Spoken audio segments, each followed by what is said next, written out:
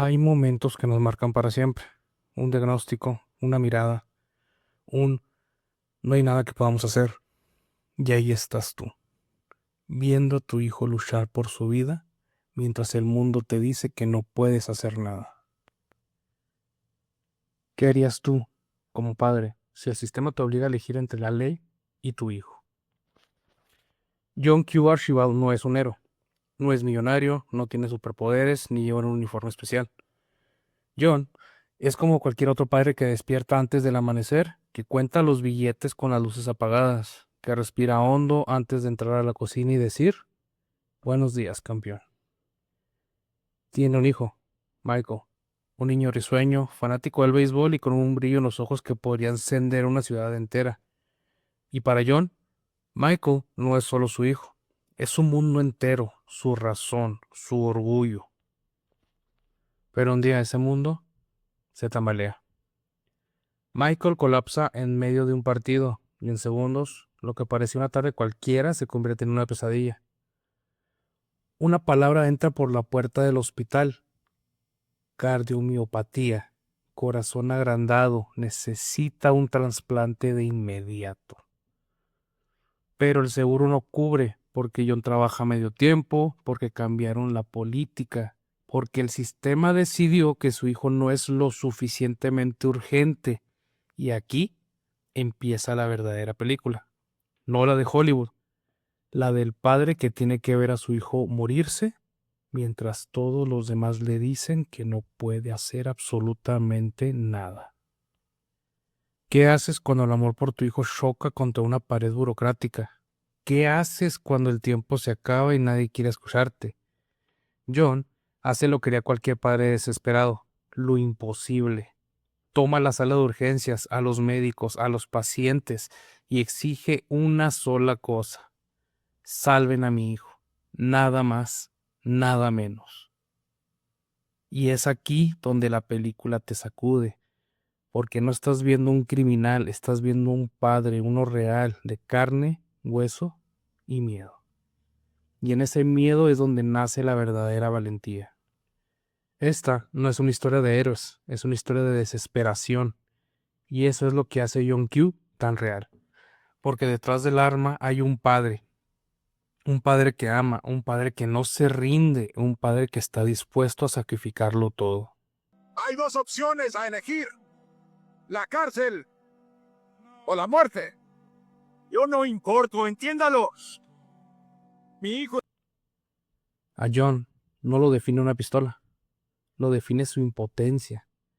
Porque durante décadas al padre se le enseñó que debía ser fuerte, que debía resolver, que su valor como hombre estaba en lo que podía sostener. Pero, ¿qué pasa cuando no puedes sostener nada? ¿Qué pasa cuando haces todo lo correcto y aún así no es suficiente? El padre en muchos hogares ha sido programado para ser proveedor y cuando falla ese rol, no solo se siente inútil, se siente invisible. La frustración de John no es con los médicos, es con el sistema, con la vida, con esa sensación amarga de tener un hijo a punto de morir y no tener con qué salvarlo. Y eso, psicológicamente, es devastador. Cuando un hombre no puede más, no grita, se quiebra por dentro, se guarda el dolor en el pecho, y eso lo convierte en un volcán silencioso, esperando estallar. Y John estalla, pero no por rabia, por amor. ¿John no es un criminal?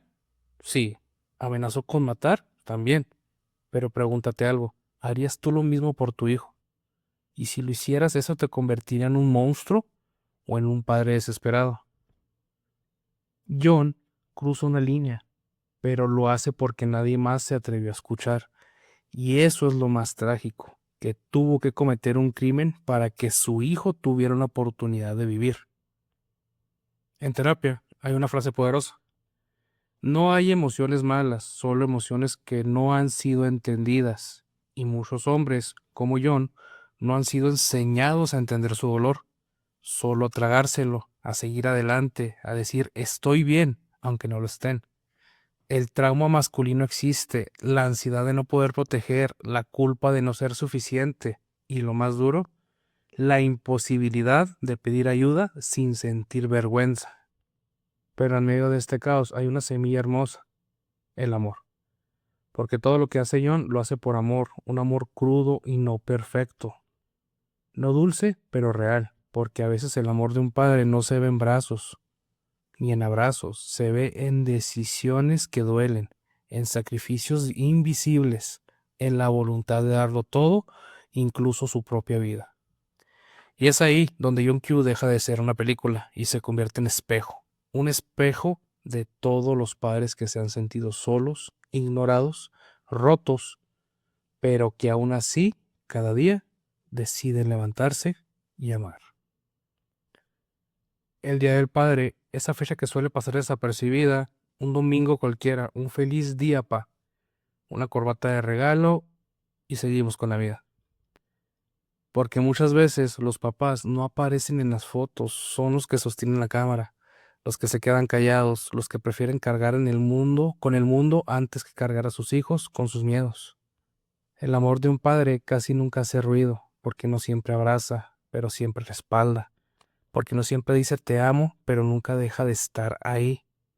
Y John Q es el retrato más puro de eso, un hombre que no tiene todas las palabras, ni todas las respuestas, pero que está dispuesto a dar su vida, si eso significa que su hijo tenga una oportunidad de vivir.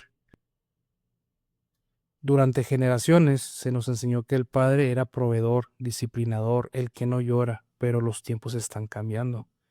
Y con ellos también los padres. Hoy hay papás que aprenden a amar distinto, que están dispuestos a sonar sus heridas para no heredar el silencio. Papás que aprenden a llorar frente a sus hijos, porque entienden que mostrar emociones también es enseñar. Por eso, este Día del Padre no es solo una celebración, es una invitación realmente a mirar a ese hombre que muchas veces no supo cómo decirlo, pero siempre supo estar. A reconocer que ser papá no es ser perfecto, es ser presente. Y eso, en este mundo lleno de ausencias, vale oro. Así que tal vez la mejor forma de honrar a un padre no sea con un regalo, sino con una conversación, con un abrazo inesperado, con un gracias por no rendirte. Yo nací en un pueblo donde las oportunidades eran pocas, donde el polvo de las minas se metía en la ropa, en los pulmones, incluso en tus sueños. Y mi papá, viendo todo eso, decidió irse, no porque quisiera alejarse, sino porque era la única forma de acercarnos a un futuro mejor. Se fue a Estados Unidos a trabajar, a pelearse con el idioma, la cultura, la distancia y con la nostalgia, para que mis hermanos y yo tuviéramos lo que él no tuvo, una oportunidad. Y aunque físicamente estaba lejos, siempre estuvo ahí, llamaba 3 veces al día, jamás se perdió alguna Navidad con nosotros, siempre llegaba sin falta. Y cuando entraba por la puerta, con el rostro cansado pero sonriente, sabíamos que, por fin, la casa volvía a estar completa. Nunca nos faltó el amor, solo el tiempo juntos, el tiempo de mirarnos más allá del deber y simplemente ser. Ahora que él está jubilado, paso mucho tiempo con él, y sin embargo, a veces nos sentimos como dos extraños que tratan de conocerse tarde, como si el reloj se nos hubiera adelantado y ahora nos viéramos el alma por primera vez. Hay momentos de culpa, de silencio incómodo, pero también de alegría serena, porque ambos sabemos que hicimos lo mejor que pudimos, cada quien desde su trinchera. Y aunque no crecí abrazándolo todos los días, mi padre me enseñó algo más valioso, el poder del sacrificio silencioso, ese que nadie aplaude, pero que sostiene familias enteras desde la sombra. Me enseñó que ser padre no siempre se trata de estar presente físicamente, sino de estar emocionalmente comprometido a pesar de la distancia, el cansancio y de la vida misma. Y por eso, cuando pienso en John Q, pienso también en él, porque aunque no se encerró en un hospital, sí se encerró años en otro país, para que yo pudiera soñar con algo más grande. Y aunque a veces no sepamos cómo abrazarnos, el simple hecho de mirarnos y sonreír ya dice todo lo que las palabras no pueden. Gracias, papá.